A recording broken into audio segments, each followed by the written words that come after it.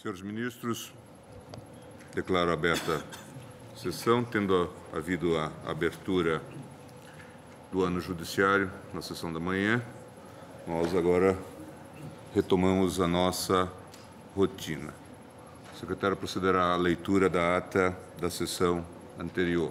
Ata da 50ª sessão extraordinária realizada em 19 de dezembro de 2008, presente o senhor ministro Gilmar Mendes, autenticadamente o senhor ministro Celso de Mello, vice-procurador-geral da República, doutor Roberto Monteiro Gurgel Santos. Apregoados os seguintes processos: agravos regimentais de suspensões de segurança, agravos regimentais de inquéritos, agravos regimentais de mandados de segurança, habeas corpus, extradições e recurso extraordinário. Não havendo impugnação, declaro a ata aprovada.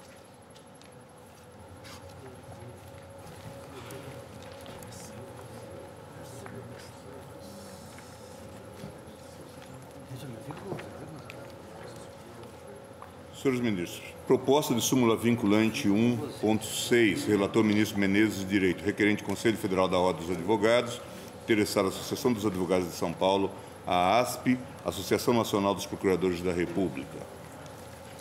Com a palavra, eminente relator Menezes de Direito. É a proposta de súmula vinculante, né?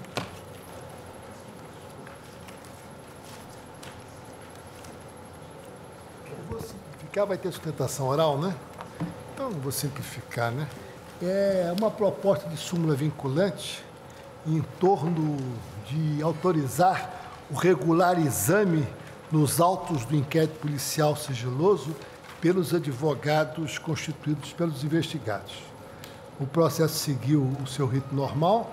Eu, como era o primeiro processo relativo à súmula vinculante, mandei à Comissão de Jurisprudência, que rapidamente tomou as providências adequadas para sugerir um determinado processamento, que foi por mim adotado, abri prazo relativo à audiência de amicus curiae, que não foi preenchido, não houve resposta, e esse, senhor presidente, é o relatório.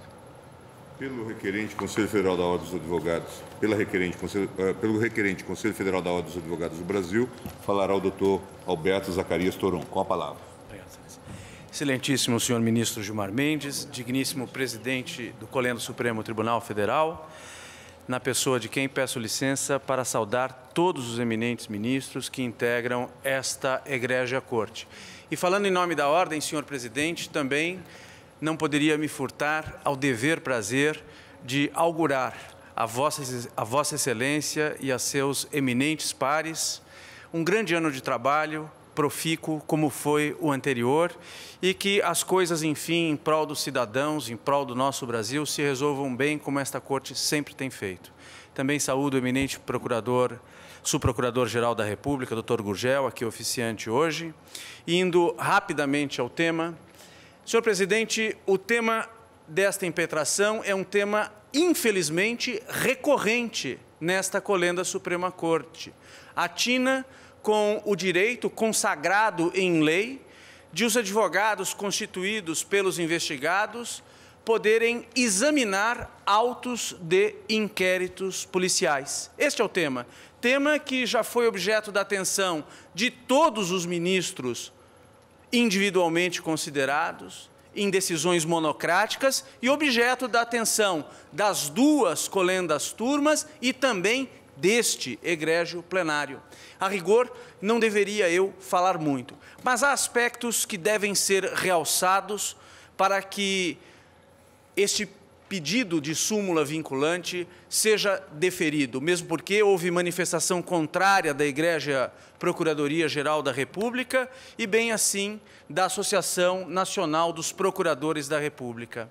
E, senhor presidente, o ministro Vitor Nunes Leal, na obra que o imortalizou perante a nação, afora o exercício da sua judicatura neste colendo Supremo Tribunal Federal, no Coronelismo Inchado e Voto, lembrava que o rei de Portugal, em 1772, querendo reafirmar o seu poder, editou uma resolução dando poder ao intendente ou aos intendentes das zonas auríferas de julgar sem qualquer figura de juízo. E dizia o ministro Nunes Leal que se poderia julgar com prova secreta, sem figura alguma de juízo, razão pela qual foi proibida a advocacia no Tijuco. Essa ideia de se proibir a advocacia e o seu exercício, que é uma coisa antiga, fazia todo sentido no Estado colonial, que não tinha compromissos como tem a nossa sociedade, regida por uma carta democrática, que tem como garantias deferidas ao cidadão o direito ao devido processo legal, o direito à ampla defesa, o direito a ter advogado desde o limiar, desde o flagrante, desde o limiar das investigações. E no Estado colonial, que não tinha os compromissos elencados na nossa carta, fazia sentido uma tal normativa. Mas, numa sociedade democrática, impedir-se que o cidadão, por meio do seu advogado constituído, tenha acesso aos autos, não representa apenas um inominável cerceamento ao direito de defesa. De direito de defesa que não existe apenas na ação penal. Direito de defesa que nasce desde a fase do inquérito policial. Quantas e quantas vezes não vimos em processos de réus pobres a palavra do interrogado ser tomada contra si no curso da ação penal, invocando-se provas colhidas no curso da ação penal, mas tomando-se, repito, a prova do inquérito policial para alicerçar uma condenação. Não é por outra razão que a Constituição assegura ao cidadão o direito de ter advogado desde o inquérito. E isto não é para fins de conforto espiritual, de conforto moral. A presença do advogado, o advogado até pode confortar moralmente o seu assistido. A presença do advogado é fundamentalmente para lhe dar um respaldo técnico, para que ele se conduza com correção de modo a, por exemplo, não se incriminar. E como é que o advogado vai exercer o seu munus, a sua função, se não puder examinar os autos de inquérito? Vai ser assim uma espécie, me perdoe o mau inglês, a eminente ministra Eren, uma espécie de blind lawyer, um advogado cego. E eu fiquei pensando, eminente presidente, como é que isso é possível no Brasil do século XXI? E eu encontrei a explicação, eminente presidente, numa publicação que me chegou às mãos, uma entrevista com o ex-superintendente, diretor-geral da Polícia Federal, Paulo Lacerda. E nessa entrevista, ele explica um novo modus operandi da Polícia Federal, que permite aquilo que a Associação Nacional dos Procuradores tanto reclamou nesses autos: eficácia penal, eficácia punitiva. E como se faz isso? Disse, está aqui no jornal, o então diretor da Polícia Federal, o seguinte, que quando se abria o inquérito, tradicionalmente falando, chamava-se a pessoa para depor e, quando ela recebia a intimação, ligava para o advogado, que vai à polícia, vê o que tem contra essa pessoa e orienta seu cliente. Quando se trata de crime organizado e corrupção, os advogados combinam uma estratégia, diz ele. Nas operações, ouvimos as pessoas no momento em que elas não sabem exatamente o que nós temos e o advogado não estabeleceu ainda suas estratégias de defesa. Esse é o ideário que empolgou e empolga a Polícia Federal, e não apenas a Polícia Federal, mas juízes federais de primeiro grau e tribunais regionais federais, para impedir que o advogado tenha acesso aos autos, vocalizando esse ideário com um português um pouco mais refinado. A ilustrada representante da Associação Nacional dos Procuradores da República afirmou que o que se procura é um valor também constitucionalmente protegido, que é a eficácia punitiva. Ora, senhor presidente, a eficácia punitiva numa sociedade democrática, não cansa de dizê-lo o eminente ministro Marco Aurélio, ela não é assim realizada de forma ilimitada. numa sociedade democrática, o poder punitivo estatal encontra-se limitado, balizado por regras que o restringem. Assim, por exemplo, a inadmissibilidade das provas ilícitas. Assim, por exemplo, para não ir muito longe, a impossibilidade de se compelir o advogado de depor para falar a respeito de fatos de que tenha conhecimento no exercício da sua profissão. E, no limite, poderíamos dizer que não se pode torturar invocando-se a supremacia do interesse público para se descobrir a verdade, já que o interesse privado de não ser torturado não se pode sobrepor ao interesse público na descoberta do crime.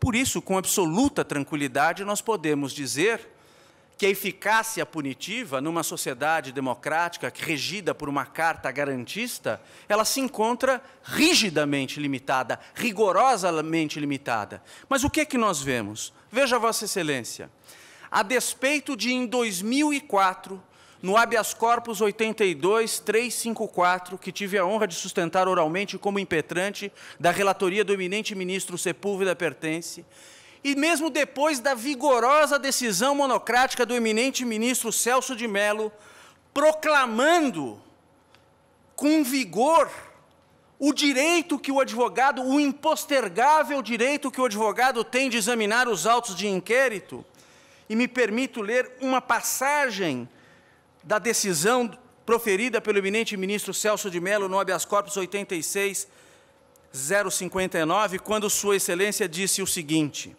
o caso ora em exame põe em evidência uma situação que não pode ocorrer nem continuar ocorrendo, pois a tramitação de procedimento investigatório em regime de sigilo, ainda que se cuide de hipótese de repressão à criminalidade organizada, lei tal, não constitui situação legitimamente oponível ao direito de acesso aos autos de inquérito policial pelo indiciado, por meio do advogado que haja constituído, sob pena de inqualificável transgressão aos direitos do próprio indiciado e às prerrogativas profissionais de seu defensor técnico, e especialmente se considerar o que dispõe o Estatuto da Advocacia, Lei 8.906, em seu artigo 7º, incisos 13 e 14.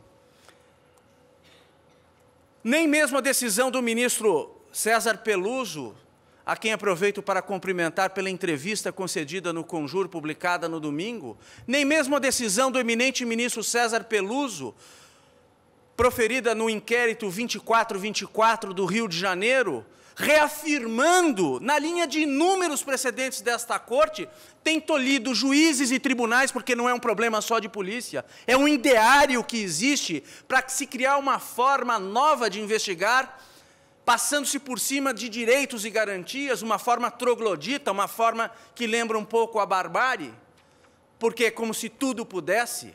Nem mesmo isso impediu que, recentemente, numa decisão de 2 de dezembro de 2008, publicada no Diário da Justiça de 19 de janeiro de 2009, que o Tribunal Regional Federal, por unanimidade de votos da sua colenda primeira turma, proclamasse decisão cuja ementa traduz o seguinte pensamento: a proibição do acesso aos autos não constitui afronta ao direito de defesa do investigado, tampouco as prerrogativas profissionais do advogado, se o intuito é o de preservar o interesse público. Isso julgado agora, em dezembro. E aí invoca-se no interior um outro acórdão para dar respaldo a essa ideia de que o interesse privado do investigado em examinar os autos não pode se sobrepor ao interesse público na preservação do sigilo. Ora, eminente presidente, esta Corte, em memorável julgado da lavra do eminente professor Eros Grau, deu assim como que um cala-boca neste tipo, com perdão pelo mau português, deu um tipo de fim nesse tipo de raciocínio, quando, no memorável habeas corpus do caso em que era paciente Daniel Dantas, que é o habeas corpus 95009, Sua Excelência aludiu ao princípio Gazua da proporcionalidade, invocado, a expressão é de Vossa Excelência e está grafado assim, invocado para flexibilizar, para relativizar, quando não, para aniquilar garantias deferidas aos cidadãos, expressamente previstas ou na Constituição ou nas leis ordinárias. Esse assunto, esse tema da invocação do princípio, que a rigor não é princípio, é um postulado normativo de caráter interpretativo, da proporcionalidade, é sempre invocado para dizer que não há direitos absolutos. E aí aniquilam-se esses direitos. Isso foi objeto de atenção num trabalho de doutoramento de uma ilustre juíza federal do Rio de Janeiro, a doutora Simone Schreiber, que, invocando o escólio de Ana Paula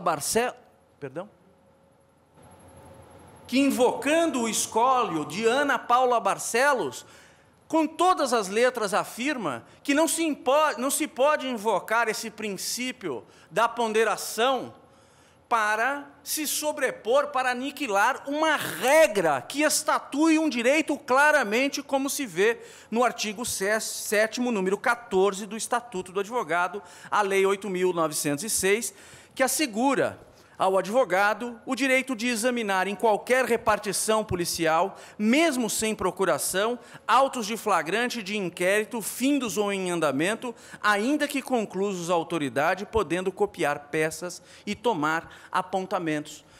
Parece estranho que a Ordem dos Advogados do Brasil tenha que vir a esta egrégia corte pedir algo que a lei lhe dá, mas que pela via interpretativa vem sendo sistematicamente ignorado. Ignorada não só a lei, mas ignorada, senhor presidente, as decisões deste egrégio Supremo Tribunal Federal. Dão de ombros solenemente a tudo quanto se disse em matéria de direito do advogado, do direito de o advogado ter acesso aos autos. E é por isso que mesmo a ordem no passado, tendo sido contra o instituto da súmula vinculante, questão que ficou ultrapassada porque hoje é instituto previsto na Constituição, e nós não podemos privar o advogado, sobretudo o advogado do réu pobre, desse importante instrumento para chegar ao Supremo e fazer valer o seu direito de examinar os autos de inquérito. Examinar, e aqui nos colocamos na linha do que disse a Associação dos Advogados de São Paulo, de acordo com a proposta aditiva, no sentido de examinar e obter cópias, como está no inciso de número 14 do artigo 7º da Lei 8.906. Senhor presidente, para encerrar, não se discute aqui se o advogado tem esse direito ou não. Discute-se, sim, a importância de não se permitir que, pela via exegética ou pela via interpretativa, se limite, se aniquile esse direito, como se tem feito. Discute-se aqui não o direito em si, mas a importância, a necessidade indeclinável de ser editada a súmula, para que não apenas a advocacia possa ser exercida em toda a sua amplitude e com eficácia, mas para que o tribunal, os tribunais superiores, tenham a possibilidade de examinar as questões, se uma prisão temporária foi bem decretada ou não, se uma constrição patrimonial, como busca e apreensão de bens, foi bem decretada ou não. Nós só vamos poder fazer isso examinando os autos. De outra maneira, isto é impossível. E é por isso que a ordem bate as portas desta colenda Suprema Corte para que seja deferido o pedido de edição de súmula vinculante. Muito obrigado. Pela interessada Associação dos Advogados de São Paulo, falará o doutor Sérgio Rosenthal.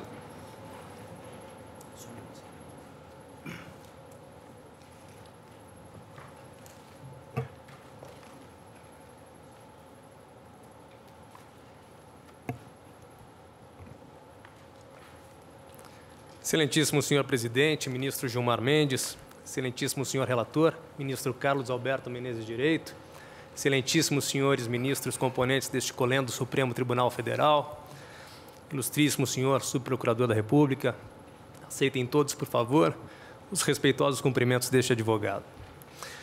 Excelências, a Associação dos Advogados de São Paulo, a ASP, em nome de seus 87 mil advogados associados, venho à presença de Vossas Excelências nessa oportunidade, primeiramente, ratificar integralmente a proposta de edição de súmula vinculante fornecida pelo Egrégio Conselho Federal da Ordem dos Advogados do Brasil. De igual modo, para a ASP, é inadmissível que o direito do advogado de examinar autos de inquérito policial, assegurado por lei e também por inúmeros, incontáveis julgados dessa Suprema Corte, continue a ser ilegalmente obstado por delegados de polícia, por magistrados de primeiro grau, quando não, por tribunais regionais federais. Não obstante, em razão de tudo que já foi dito aqui pelo nobre conselheiro federal da Ordem dos Advogados do Brasil, Dr. Alberto Toron, aliás, com o brilhantismo que lhe é peculiar, assim como em razão de tudo o que já foi dito por Vossas Excelências nos inúmeros julgados que trataram da matéria, neste momento, é necessário, entendemos, apenas e tão somente insistir na sugestão apresentada pela ASP para que, em complementação ao texto oferecido pela OAB, seja expressamente incluído na súmula vinculante que se pretende ver editado o direito do advogado de obter cópia dos autos.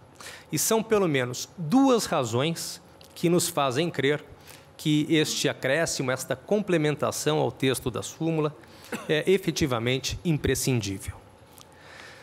A primeira delas, Excelências, é o fato de que, atualmente, autos de inquérito policial, especialmente aqueles que tramitam perante a Justiça Federal, são exageradamente volumosos, contendo, por vezes, milhares de páginas, milhares de documentos, transcrições de meses, às vezes anos de interceptações telefônicas, ou seja, o que torna o seu exame em sede de delegacia de polícia ou em um balcão do fórum tarefa difícil, quando não totalmente impossível.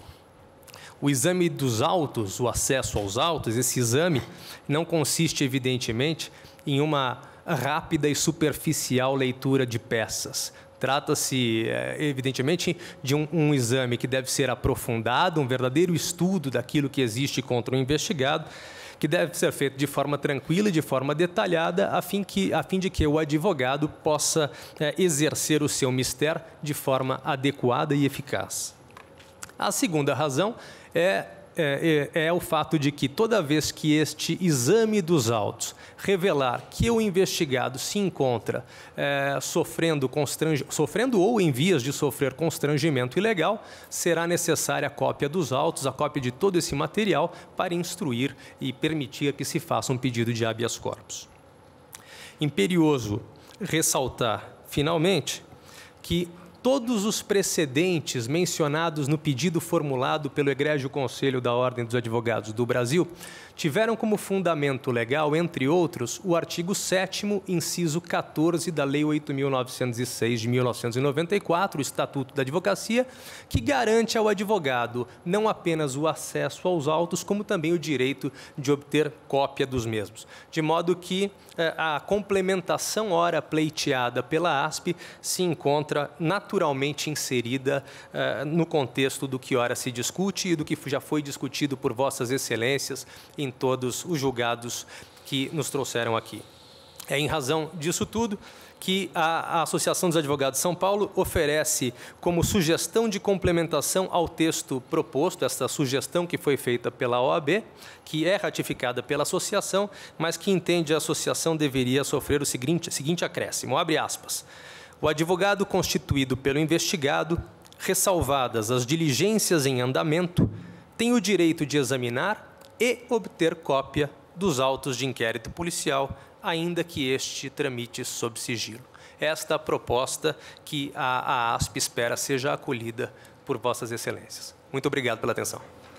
Com a palavra pelo Ministério Público Federal, o Vice-Procurador-Geral da República, Dr. Roberto Monteiro Gurgel Santos. Senhor Presidente, senhoras ministras, senhores ministros, nobres advogados, que da tribuna sustentaram a proposta de súmula vinculante. A posição da Procuradoria-Geral da República já foi externada nos autos e foi referida pelo Dr. Alberto Toron. posição contrária à edição da súmula vinculante.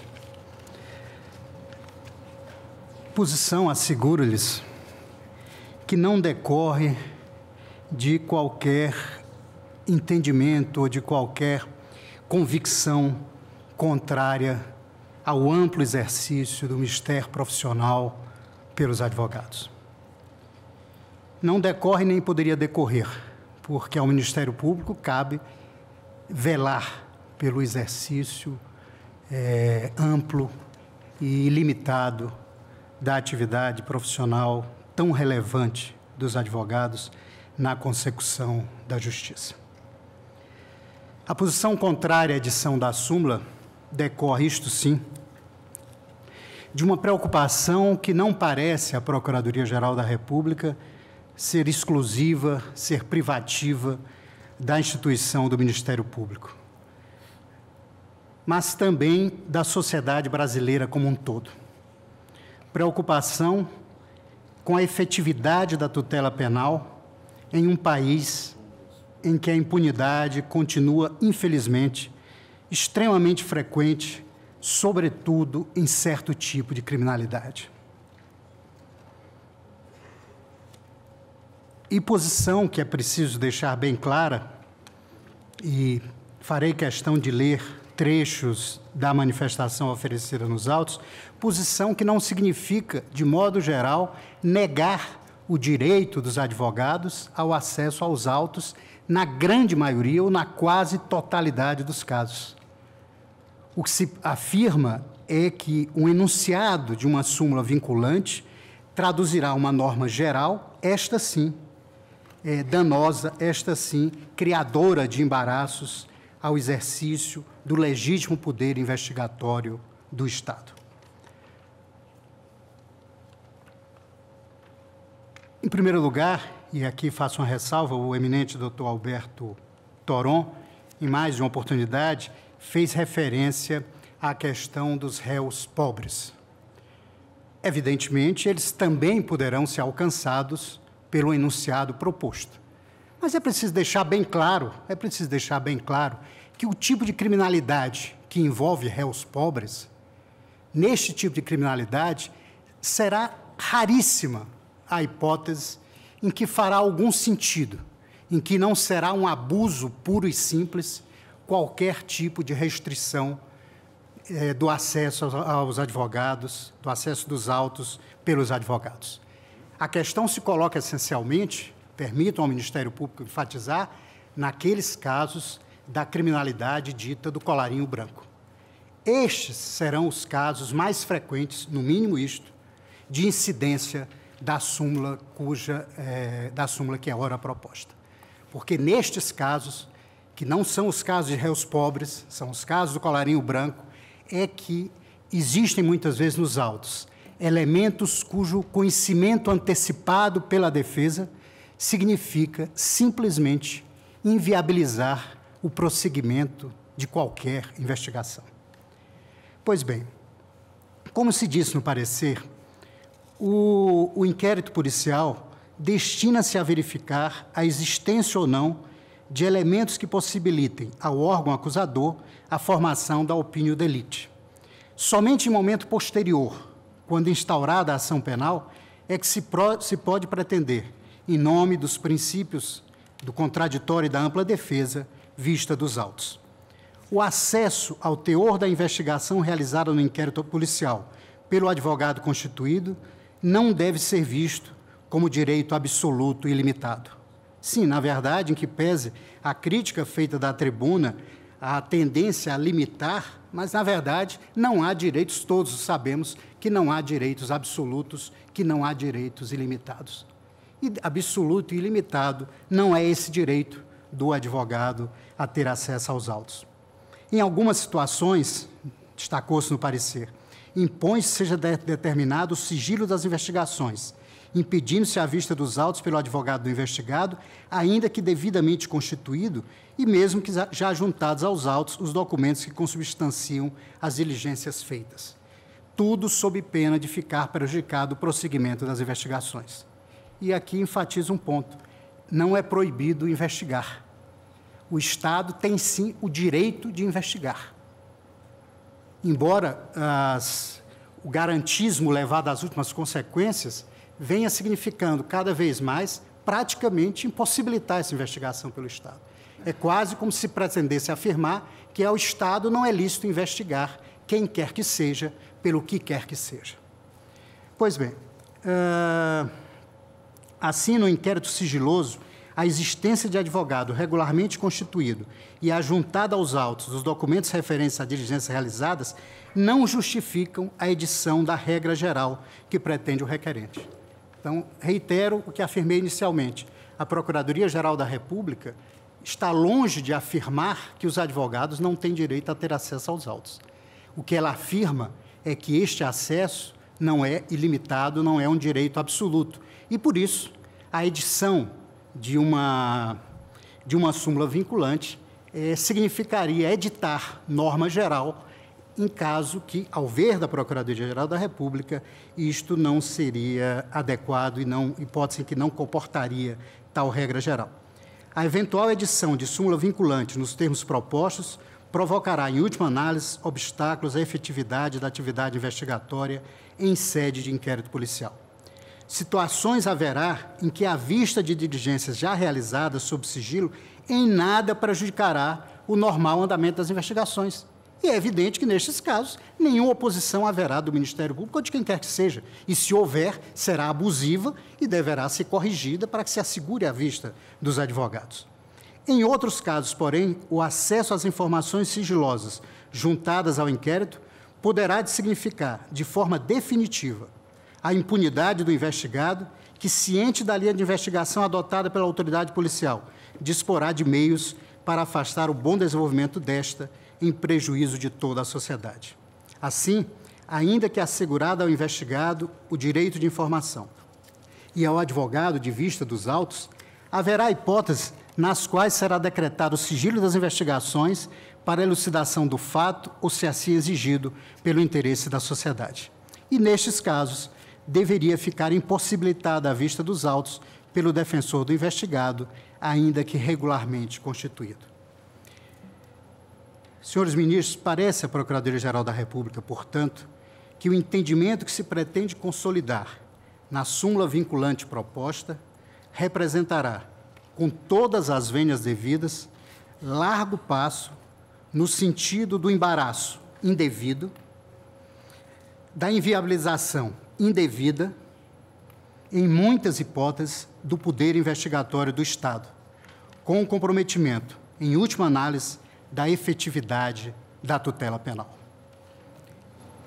São estas breves considerações, senhor presidente e senhores ministros, que a Procuradoria-Geral da República gostaria de reiterar, reafirmando, na oportunidade, o seu imenso respeito pela advocacia brasileira, mas reafirmando, por outro lado, o seu compromisso com o exato cumprimento das suas atribuições institucionais, no sentido de que não se pode negar ao Estado o poder investigatório, não se pode negar ao Estado o direito de investigar crimes que sejam praticados, independentemente da faixa socioeconômica em que situados os investigados.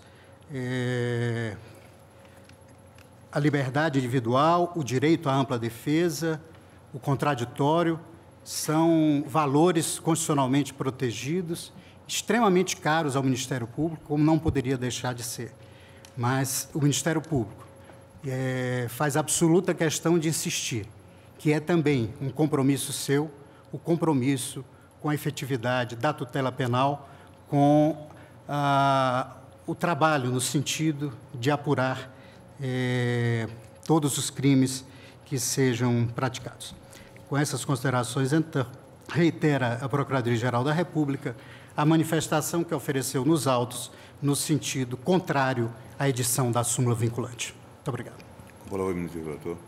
Bom, senhor presidente, creio que é possível simplificar a matéria quanto ao seu mérito, porque, na realidade, esta Suprema Corte, em diversas e reiteradas oportunidades, tem assegurado o acesso ao advogado nas situações que foram postas pelos advogados e pelo ilustre doutor subprocurador-geral da República. Na realidade, a Suprema Corte tem se destacado com esse objetivo de assegurar, na radicalidade do seu sentido jurídico, a ampla defesa e a garantia do contraditório.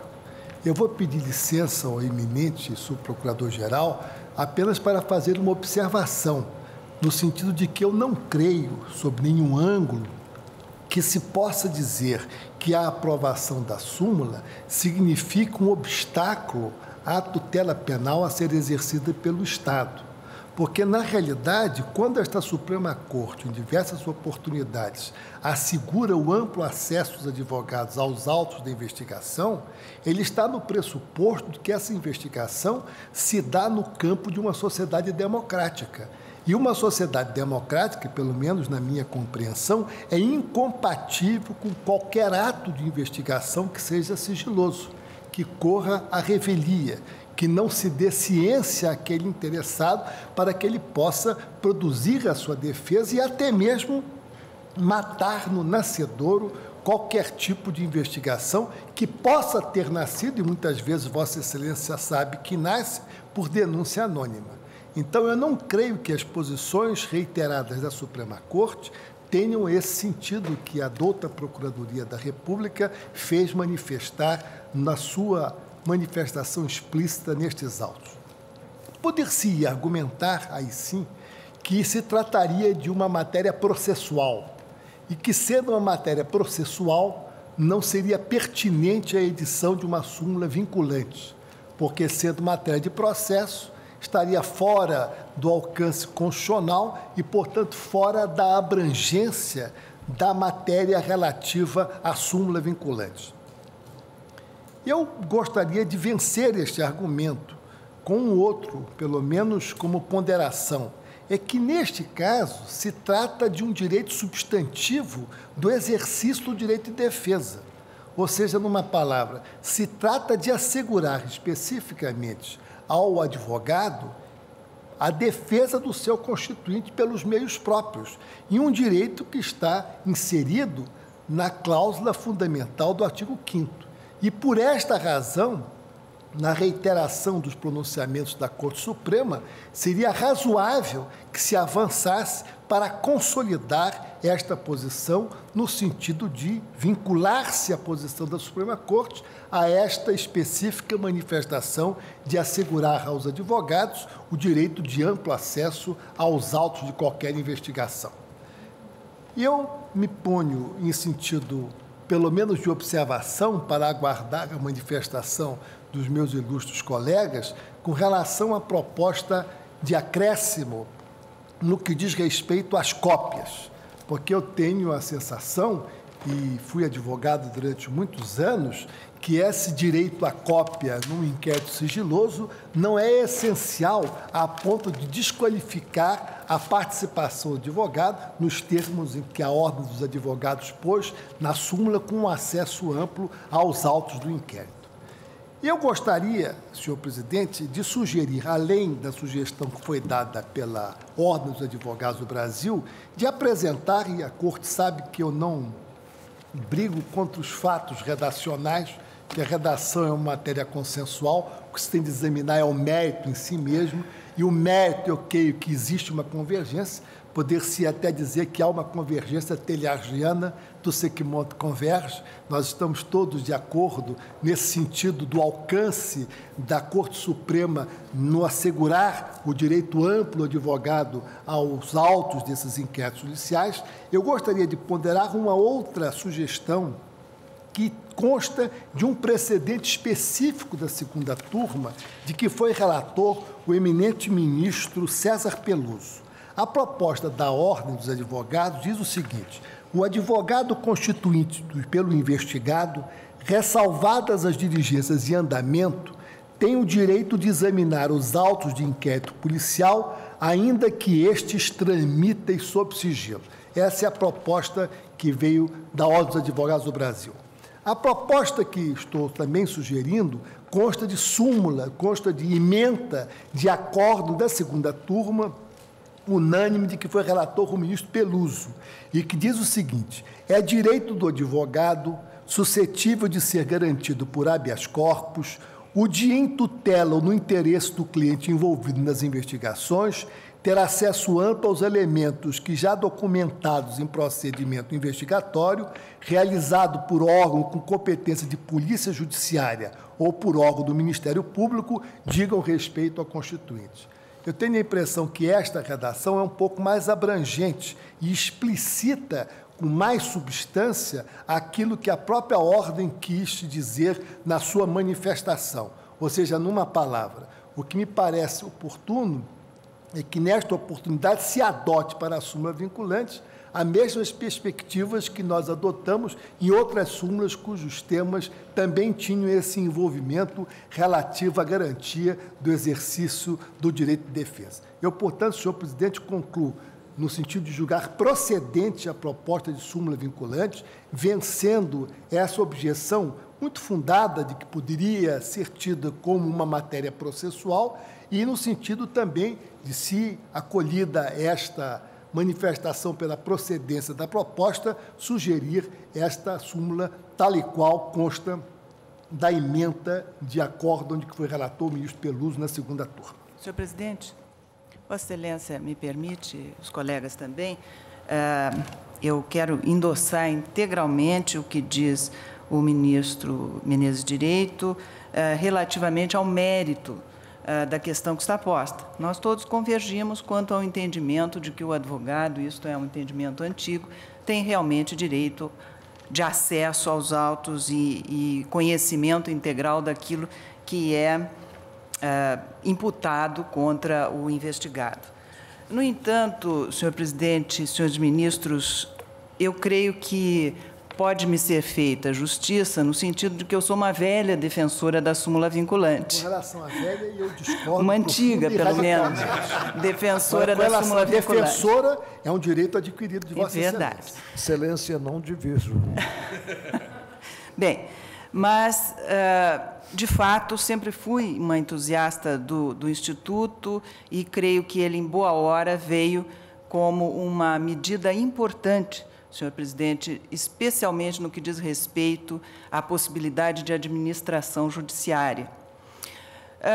Tratando-se de um caso de administração judiciária, eu creio que se impõe também a consideração de conveniência e oportunidade.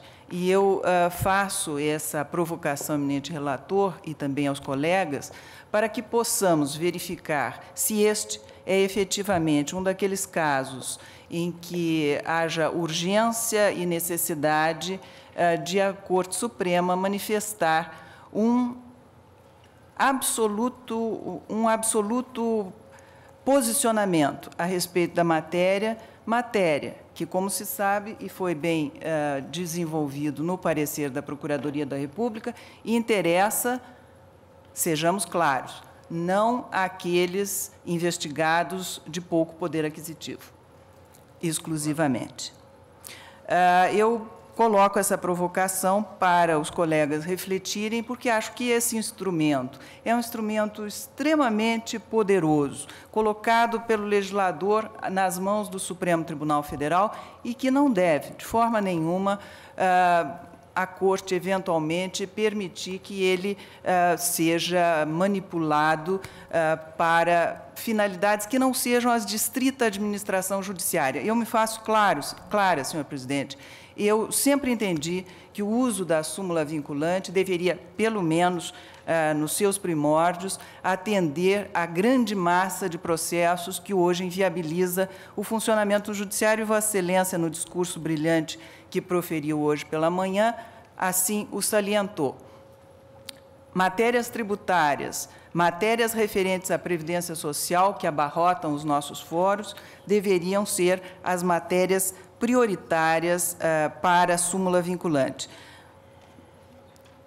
Evidentemente, eu volto aqui a convergir com o ministro Direito, embora talvez seja irrelevante essa minha afirmação, que direitos fundamentais, evidentemente, todos os direitos do artigo 5º merecem, e por isso estão tão destacados dentro da nossa Constituição, também uma apreciação. Agora, duvido que este tema tenha tanta abrangência que mereça, no momento, a apreciação da Corte.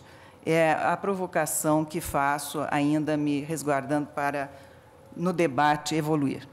Vossa Excelência propõe uma questão... A contribuição da eminente... Quanto à conveniência, quanto à oportunidade de se editar a súmula vinculante. Vossa Excelência propõe esse debate preliminar. Eu concordo plenamente. Eu gostaria só de agradecer a intervenção da ministra Ellen Grace, mas o que eu pude verificar, pelo menos até onde vai o meu conhecimento, são muitos os casos e não dizem respeito só àqueles de colarinho branco. Dizem respeito também a pessoas comuns. Ou seja, a Suprema Corte, em muitos e muitos casos, tem manifestado essa posição. E se isso é assim, como me parece que seja assim, dada a verificação dos precedentes existentes, eu tenho que é oportuna a manifestação da Suprema Corte, basicamente porque ela nasce até mesmo de uma provocação autorizada constitucionalmente de proposta de súmula vinculante. E a Suprema Corte tem de ter a cautela, pelo menos na minha visão, de fazer com que esses grandes temas relativos ao direito de defesa sejam assegurados até mesmo por súmula vinculante. Porque esses são os temas que, pelo menos, insisto na minha compreensão, dizem mais respeito ao papel emergente da Suprema Corte como último estágio da garantia das liberdades fundamentais. Mas agradeço a intervenção da eminente ministra Ellen Grace. Quero saber, inicialmente, presidente, se o que se está a discutir já é o voto do ministro relator ou se a questão aventada pela ministra Ellen quanto à oportunidade vai ser objeto de debate, porque, neste caso, o ministro Menezes de Direito estaria, se estou entendendo, a dizer que é oportuno, uma vez que a proposta foi apresentada pela Ordem dos Advogados nos termos constitucionalmente estabelecidos e que a oportunidade viria dos casos ao Supremo na hora exatamente em que, cumprindo, dando cobra a uma norma constitucional de competência ou de atribuição, a Ordem dos Advogados fez valer, entendendo que o papel do advogado precisa de ser discutido neste momento. É isto, Vossa Excelência está dizendo que a proposta da ministra Ellen seria superada quanto à oportunidade exatamente porque foi agora, neste momento, que houve a apresentação da discussão a partir da proposição da OAB. Considerando também que se trata de um tema relativo a direitos fundamentais, direito à liberdade. E que já há reiterados pronunciamentos. Então, eu pergunto, presidente, eu já me pronuncio quanto sobre a questão. Então, dando sequência ao que foi posto pelo ministro Menezes de Direito, eu acompanho quanto ao mérito, no sentido exatamente de que, pedindo vênia à Procuradoria, tenho a impressão que não há divergência, como bem apresentou o ministro relator, porque investigação não é devassa. A devassa não é cabível no Estado de Direito. E a devassa é que dispensa a presença de advogado. E diria até que, independente do que se venha a anotar nos apontamentos feitos por Vossa Excelência, pela Procuradoria da República, eu diria que o que se está a discutir é qual o papel do advogado nos termos que a Constituição põe no artigo 132, que precisa de garantir a prestação da justiça, que começa muitas vezes exatamente na investigação. Razão pela qual, senhor presidente, eu acompanho o voto do eminente relator. Ministro Ricardo Lewandowski. Senhor presidente, eu peço vênia também para acompanhar o relator, consignando inicialmente que entendo que é oportuno e conveniente o debate, a edição da súmula vinculante sobre o tema neste momento, não apenas porque foi provocado pela colenda Ordem dos Advogados do Brasil, como também porque se trata de tema relativo aos direitos fundamentais. E esses direitos se colocam no ápice de todos os valores da Constituição Federal. Eu entendo que o direito de acesso pelas partes ao que se contém nos processos judiciais e também nos processos administrativos deflui diretamente do princípio democrático, do princípio da publicidade, que deve nortear a ação da administração pública, e também dos valores que integram o catálogo de direitos fundamentais da nossa Constituição. De outra parte, também, atento às preocupações do douto Ministério Público, eu observo que uma súmula vinculante não é uma lei, como todos nós sabemos, podendo, eventualmente, a autoridade descumpri-la em face do caso concreto, de modo fundamentado, quando o interesse público assim o exigir. Também no que concerne a proposta da doutíssima Associação dos Advogados de São Paulo, eu observo que o que se pretende, ou que pretende Sua Excelência, que é exatamente obter cópia das peças que se contém no inquérito policial. É esse o verbete, ministro Emanuel? É essa a proposta? Parece que além... a Associação dos Advogados, se bem entendi a proposta, gostaria de acrescentar aquilo que sugeriu o eminente ministro Menezes de Direito, que não apenas os advogados tivessem direito de examinar os autos do inquérito policial, mas também de tirar cópia das peças, não é isso? Mas eu gostaria de observar que esse é um direito que já se contém no artigo 7º, inciso 14, do Estatuto da Ordem e da Advocacia do Brasil, que assim está redigido: constitui direito do advogado examinar em qualquer repartição policial, mesmo sem procuração, autos de flagrante e de inquérito, findos ou em andamento, ainda que conclusa a autoridade, podendo copiar peças e tomar apontamentos. Portanto, não cabe à súmula repetir a lei data vênia. Então, senhor presidente, com essas considerações, eu acompanho integralmente a sugestão do eminente ministro relator Menezes de Direito. Ministro Eros Grau. O relator. Ministro Joaquim Barbosa. Nós estamos votando sobre a oportunidade ou já sobre o mérito? Nós estamos pronunciando sobre as duas questões. Porque... Sobre as duas questões. Bom, eu, em primeiro lugar, acho absolutamente inoportuna essa deliberação sobre essa matéria. Eu acho que a questão criminal não se presta, não é vocacionada a tratamento em sede de súmula vinculante. E, sobretudo, uma questão como essa que está disciplinada não só na Constituição, como no próprio Estatuto dos Advogados. Não é? O Estatuto dos Advogados estabelece entre as prerrogativas do advogado examinarem qualquer órgão dos poderes judiciário, legislativo ou da administração pública em geral, autos de processos findos ou em andamento, mesmo sem procuração, quando não estejam sujeitos a sigilo. Quando não estejam sujeitos a sigilo. Nós estamos deliberando no sentido de mudar essa lei. Revogar o Estatuto dos Advogados para permitir o que ele não permite. Então, em princípio, eu sou contrário à deliberação em si. Quanto ao mérito, como se sabe, nenhum direito, ainda que fundamental, é absoluto, na medida em que limitados por outros direitos igualmente fundamentais. O exercício de um direito à evidência não pode acarretar a total supressão de outro, devendo ser assegurados a todos a maior eficácia. Daí porque os direitos devem ser interpretados de forma harmônica, evitando, tanto quanto possível, interpretação que conduza ao conflito de regras ou à colisão de princípios proclamados em normas expressas na Constituição formal ou material. Entretanto, não havendo espaço para uma interpretação que garanta a eficácia plena de todos os direitos envolvidos, remanesce a possibilidade de redução do âmbito de incidência de cada direito, de maneira a preservar a coexistência de todos, evitando o sacrifício de um ao outro. No caso, em favor da tese do requerente, militam, em síntese, o direito do investigado à informação, à ampla defesa e ao contraditório, prerrogativas asseguradas, como todos sabemos, em diversos dispositivos da nossa Constituição.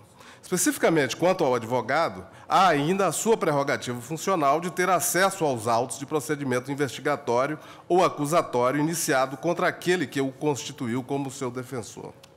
Por outro lado, existe o igualmente importante direito de os indivíduos garantirem a sua segurança e a segurança da sociedade, bem como a inequívoca necessidade de se assegurar a própria eficácia das investigações de atividades criminais. O acolhimento da proposta de súmula vinculante sob enfoque privilegiará, desde logo e de maneira inflexível, os direitos do investigado e do seu advogado, em detrimento dos direitos da sociedade já mencionados por mim. Em outras palavras, haverá uma preferência antecipada por determinados direitos em prejuízo de outros da mesma importância. O ideal, a meu ver, é que a escolha sobre quais direitos devem prevalecer não seja feita de antemão, a priori, mas sim, como disse, caso a caso, após o exame de todas as circunstâncias da controvérsia ser decidida em concreto. Tal ponderação ganha reforço quando considerado que a redação da súmula vinculante proposta é notoriamente insuficiente, por não ressalvar todas as particularidades que só a apreciação do caso concreto pode revelar com nitidez. Essa, aliás, parece ser a orientação adotada pelo artigo 20 do Código de Processo Penal, que ressalva, no âmbito do inquérito policial, aspas, o sigilo necessário à elucidação do fato ou exigido pelo interesse da sociedade. Nós estamos, portanto, revogando esse dispositivo do Código de Processo Penal, pelo menos parcialmente.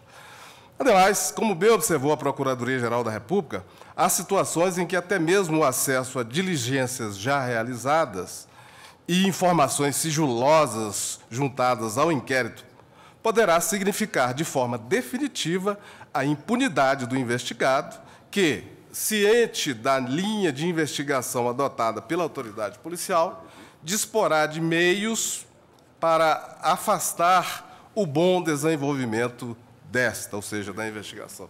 Em suma, senhor presidente, não há por que ser rechaçada antecipadamente a mera possibilidade, ainda que excepcional, de um inquérito ou outro procedimento investigatório ante as peculiaridades do caso concreto, virem a ser declarados de acesso restrito, inclusive para o advogado do investigado, sob pena do completo comprometimento da investigação criminal em que sigilo se mostre imprescindível e, em última análise, da própria segurança dos indivíduos. Com essas considerações, senhor presidente, eu me manifesto contrariamente à proposta. Ministro Brito. Senhor presidente, inicialmente eu me pronuncio sobre a preliminar suscitada pela ministra Ellen Grace quanto à oportunidade ou não da edição da súmula proposta. Em princípio, eu estou achando que cabe os pressupostos do artigo 103A, com seu parágrafo 1º, estão presentes para a edição da súmula. Primeiro, porque o Supremo poderá, por provocação, e houve uma provocação, de alguém com habilitação processual reconhecida pela própria Constituição em diversas passagens. Basta lembrar que o Conselho Federal da Ordem dos Advogados do Brasil é habilitado processual universal para as ADINs. Muito bem. E diz o Supremo, diz o artigo 103A, após reiteradas decisões sobre matéria constitucional. Aqui a matéria é multiplamente constitucional porque estão em jogo, segundo discussões já travadas, direitos individuais, como o da ampla defesa, exercício da profissão de advogado, investigação criminal mediante abertura de inquérito policial. Todas essas matérias são de berço, são de matriz constitucional explicitamente. E há, nós sabemos disso, decisões judiciais controvertidas sobre o tema, não aqui na Corte, ao que parece, mas fora da Corte, sim. E, quando não, conflito de decisões judiciais com procedimentos da administração pública. Então, me parece que os pressupostos constitucionais de edição da súmula estão presentes. Nesse ponto, portanto, eu peço vênia à ministra Ellen Grace para não sufragar, não endossar a sua lúcida proposta. Já quanto ao mérito, eu gostaria de suscitar alguma reflexão sobre o tema. Eu faço na turma uma ponderação recorrente. O artigo 144 da Constituição, ele se refere à segurança pública, qualificando-a como dever do Estado, direito e responsabilidade de todos. E essa matéria, segurança pública, aqui nesse capítulo, ela é entregue a alguns órgãos chamados de segurança pública. E esses órgãos, como a Polícia Federal, pelo menos esse, a Polícia Federal e as polícias civis dos estados, estas últimas presididas pelos delegados de polícia, eles atuam mediante a abertura de inquérito, quando das investigações criminais. O inquérito policial é de previsibilidade constitucional implícita e também explícita. Por exemplo, no artigo sobre o Ministério Público, no artigo 128, num dos seus incisos, a Constituição, 129, fala explicitamente de inquérito policial. É o inciso de número 8, dizendo que faz parte das funções institucionais do Ministério Público requisitar diligências investigatórias e a instauração de inquérito policial. Ora, o que quero dizer com isso? Quero dizer que, de fato, a Constituição contrabalança a lista dos direitos individuais, neles embutido o tema da ampla defesa e do contraditório, contrabalança com esse dever do Estado de investigar criminalmente na perspectiva de detectar infrações penais e identificar os respectivos autores. É o que a Associação Nacional dos Procuradores da República invoca, citando Manuel da Costa Andrade, professor português, quando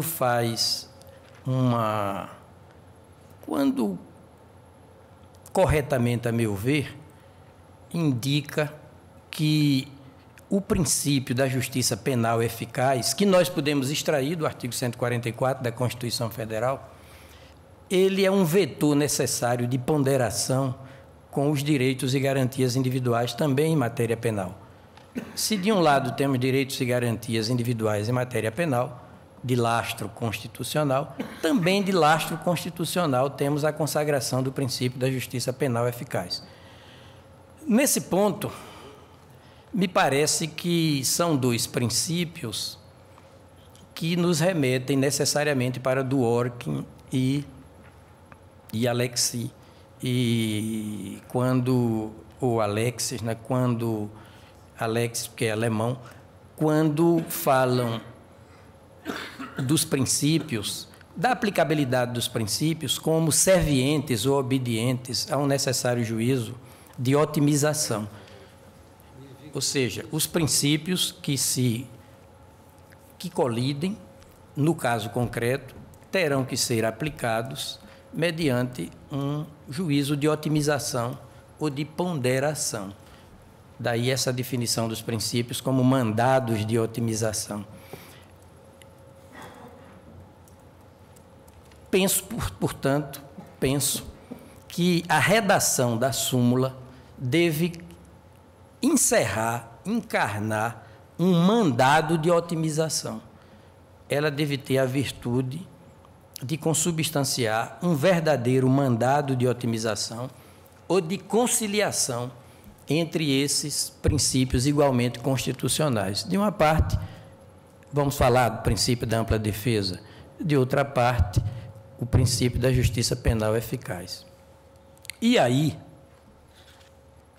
me parece que a súmula, a redação, comportaria uma discussão um pouquinho mais aprofundada. Por exemplo, eu faço uma distinção, não sei se procedente,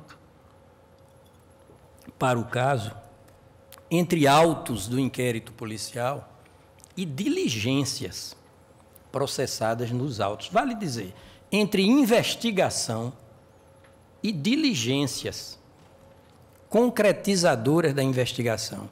A investigação policial como um todo, uma espécie de continente. e as diligências como meios de operacionalizar a investigação. A investigação se dá por meio de sucessivas diligências. Eu me perguntaria, nós deveríamos consagrar na súmula o direito irrestrito dos advogados de acesso aos autos da investigação ou das diligências, de cada diligência já concluída.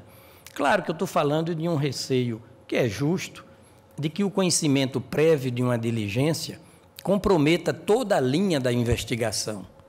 E comprometendo toda a linha da investigação, o princípio da justiça penal eficaz resultaria vulnerado. É uma distinção que eu apenas pondero, não é? Levo à consideração dos eminentes ministros. De outra parte, também não posso deixar passar a oportunidade para lembrar o seguinte: ainda estou no juízo de otimização, no juízo de ponderação. O princípio da ampla defesa, vocalizado pelo artigo 5º, inciso, quero crer que seja o 55, ele diz: aos litigantes em processo judicial ou administrativo e aos acusados em geral são assegurados o contraditório e ampla defesa com os meios e recursos a ela inerentes. Ora, em processo judicial ou administrativo, nós sabemos que o inquérito policial nem é processo administrativo, nem é processo judicial. É pré-processo. É um tertium genus, né? É uma terceira figura, é uma terceira via de direito. Daí chamarmos até, eu nem gosto dessa expressão, mas chamamos muito de fase inquisitorial da investigação criminal. Será que essa consideração de não ser o inquérito policial um processo administrativo, nem judicial, e, portanto, não comportar essa defesa com toda a amplitude, não nos levaria também a fazer a distinção entre investigação e diligências investigatórias? Senhor presidente, são questionamentos que eu levanto para debate dos senhores ministros, com a melhor das intenções, de encontrarmos uma redação que signifique um mandado de otimização diante de princípios que parecem colidentes. O relator gostaria de se manifestar? Eu tenho a impressão que o eminente ministro Carlos Brito fez a sua razão no sentido de entender pela oportunidade e entender também pela necessidade de edição de súmula, com as cautelas necessárias no que concerne a redação. Perfeito. Como todos nós sabemos, a redação vai depender do consenso e eu estou de pleno acordo. Senhor presidente, eu acho que, de certo modo, a proposta, não pelo fato de eu ter sido o redator da ementa, mas esta ementa, eu acho que, de certo modo, responde às preocupações do ministro Carlos Brito e responde às procurações da douta Procuradoria. O que ficou muito claro, não apenas no meu voto condutor neste habeas corpus, mas em outros, é de que duas coisas devem ser distinguidas nos inquéritos policiais. Uma coisa são elementos de provas já documentados. Elementos de prova já documentados. Quanto a estes elementos de prova já documentados, não encontro modo de restringir o direito dos advogados em defesa dos interesses do cliente envolvido nas investigações. Outra coisa são todos os demais movimentos, ações e diligências da autoridade policial, que compõem o inquérito também. Porque a autoridade policial pode, por exemplo, proferir um despacho determinando certas diligências, cujo conhecimento pode frustrá-las. A estes despachos, a estas diligências, o advogado não tem direito de ter acesso prévio. Por quê? Porque seria concorrer com a autoridade policial da investigação. E inviabilizá-la. E, evidentemente, inviabilizá-la. Por isso é que na ementa consta textualmente ter acesso antes aos elementos que já documentados, isto é, elementos de prova. Por isso, esta ementa, a meu ver, resguarda os interesses da investigação criminal. Não apenas das diligências em andamento, mas das diligências que estão em fase de deliberação. A autoridade policial fica autorizada a não dar vista a um advogado a estes dados, cuja ciência prévia pode comprometer o resultado final da investigação. O que não se quer é retirar dos advogados, na defesa dos seus clientes envolvidos nas investigações, é de ter acesso aos elementos de prova que já foram documentados. Eu pensei numa redação, ministro, isso deixa claro. Não sei se Vossa Excelência concordaria. A redação que eu fiz, também para discussão, é evidente. O advogado constituído pelo investigado tem o direito de acesso ao conteúdo das diligências policiais já concluídas em inquérito policial. Nem todas, porque, como diz o procurador, com toda razão, há certos elementos que, embora já concluídos, indicam a necessidade ou a realização de outros. Estão vendo a riqueza? Não é fácil, não. É uma questão grave. O conteúdo dela. Há certas diligências que não se exaurem em si mesma, cuja realização não se exaure em si mesma, ela aponta para outras. Ministro Peluso, é por causa de todas essas especificidades que eu dizia que a matéria não convém, nem é oportuno que seja acumulada. Uma súmula não pode ser submetida a interpretações de todas as autoridades policiais, de cada uma. Então, não é uma súmula vinculante. Mas acho que se o tribunal deixar absolutamente claro na aprovação da súmula qual é o seu alcance em relação a estes termos, não vai haver dúvida nenhuma. Isto é, as autoridades policiais continuarão autorizadas a estabelecer o seu programa de investigação sem que os advogados tenham acesso a esse programa de investigação. O que eles não poderão evitar é apenas isso, e isso é que me parece fundamental na súmula, é apenas que os elementos de prova já coligidos, que não aprontem para outras diligências, que não implique conhecimento do programa de investigação da autoridade policial, enfim, que não cerceie de nenhum modo o Estado no seu procedimento de investigação, não pode ser subtraído do advogado. Então, ele terá acesso. E, evidentemente, a autoridade policial estará autorizada a separar elementos de inquérito. Não vai permitir. Por isso é que não me pareceu adequada a redação que faz remissão a autos de inquérito. Primeiro, porque autos não andam. O que anda é o inquérito. Os autos é mero papel, os autos não andam. Em segundo lugar, a afirmação do poder de acesso aos autos de inquérito significa tudo aquilo que a autoridade policial está elaborando e que, de algum modo, está por escrito compondo inquérito, se pudesse ser objeto de acesso. E aí, sim, ficaria inviabilizada toda a possibilidade de investigação, que, evidentemente, não é uma investigação em termos de contraditório, em que a polícia atua conjuntamente com os advogados. Evidentemente, não é nada disso. Não é nada disso. Eu não cheguei a concluir a leitura. E mais, o Lineker, do qual eu participei, era de uma investigação que estava em andamento há não sei quantos anos, já havia vários elementos lá, e que ficou conhecido do interessado pela imprensa.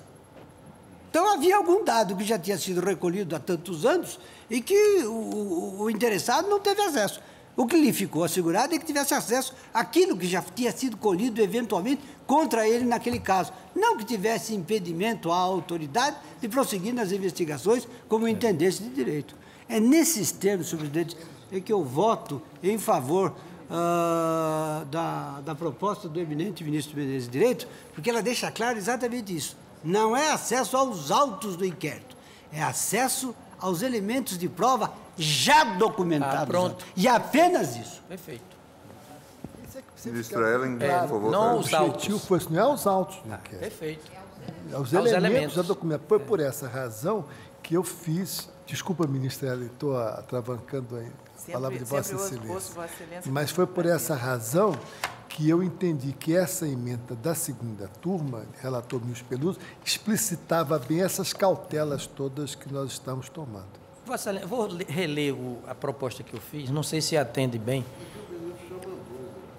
Não, mas eu estou repropondo. Ministro Carlos Aires, posso fazer uma sugestão? Vamos deixar os outros votarem. Ministro Brito. Qual foi a nova, ministro? Porque eu não vi a nova. Ministro Brito, há uma proposta e, em seguida, nós... Eu não vi a nova. Sim. Vamos concluir a votação. Ministro Hélio, por favor. Não, foi oportuno. Ministro Hélio, por favor. Ministro Carlos Brito. Sobre a redação, nós poderíamos nos pronunciar a seguir. Então, nesse caso, eu concluo meu voto, né, aderindo ao voto do eminente relator e sem me pronunciar em definitivo, mas estou lendo agora a proposta do ministro Peluso e, à primeira vista, me parece excelente. Presidente, eu me manifestei inicialmente apenas para suscitar a questão de conveniência e oportunidade, que me parece indispensável cada vez que essa Corte se manifesta a respeito das súmulas vinculantes, mas aquilo ainda não era a minha manifestação final. Nesse momento, senhor presidente, eu quero, em primeiro lugar, louvar a iniciativa da Ordem dos Advogados e manifestar o meu respeito antigo pelas bandeiras sustentadas pela Ordem dos Advogados, muitas delas que eu mesma empunhei em tempos idos. A defesa intransigente da Ordem pelos direitos individuais, a defesa do direito à plena defesa no processo penal tem marcado a atuação dos seus ilustres integrantes. De modo que o primeiro registro é esse, de que está adequada exatamente a atuação da Ordem nesta proposta. Depois também, senhor presidente, eu gostaria de esclarecer, e foi en passant mencionado aqui no nosso debate, que casualmente sou presidente da Comissão de Jurisprudência, a qual se oferece a proposta de súmula para efeito de uma primeira manifestação. De modo que, para que não pareça aí uma incoerência de minha parte, nem dos demais integrantes da comissão, eu desejo reafirmar que a nossa manifestação, ministro Carlos Brito, é apenas com relação à regularidade do iter processual, até porque não seria viável que os membros da comissão adiantassem voto relativamente a outras questões, inclusive essa de conveniência e oportunidade. De modo que o iter processual realmente foi todo seguido, o ilustre relator teve as cautelas devidas, fez publicar e, de minha parte, talvez eu gostaria que essa publicidade fosse ainda maior para que nós pudéssemos ouvir a respeito de uma matéria como essa, inclusive aqueles que terão a obrigação de aplicar a súmula que vamos editar. E não houve qualquer manifestação, embora convocados por amici, como na qualidade de amici curiae, poderiam ter comparecido as autoridades da órbita policial. De modo que essa é também uma cautela que talvez para o futuro deva ser adotada. O ponto principal, senhor presidente, da minha discordância, agora eu entro já no mérito, é que a súmula vinculante, que é um instituto que eu prezo extremamente, pelo qual me bati durante longos anos, é um instrumento extremamente poderoso, é um instrumento extremamente importante, que tem como objetivo principal o estabelecimento da segurança jurídica, ou seja, que a interpretação dada pelos tribunais e pela Suprema Corte seja uma só a respeito de uma matéria de direito. Como nós vimos aqui no debate, ficou bastante claro, ao que tudo indica, a aplicação ou não desta súmula vai depender de interpretação a ser dada por cada uma das autoridades policiais no curso das investigações. Isso não é um bom sinal. Volto a dizer, parece-me que sinaliza no sentido das minhas preocupações. A súmula é algo que não deve ser passível de interpretação, deve ser suficientemente clara para ser aplicada sem maior tergiversação. De modo que fazendo estes reparos, eu peço vênia ao eminente relator, aos demais colegas que o acompanham, mas manifesto-me contrariamente, não ao mérito, que com relação a este, já foi dito, o próprio Estatuto da Ordem garante acesso dos ilustres defensores às peças processuais.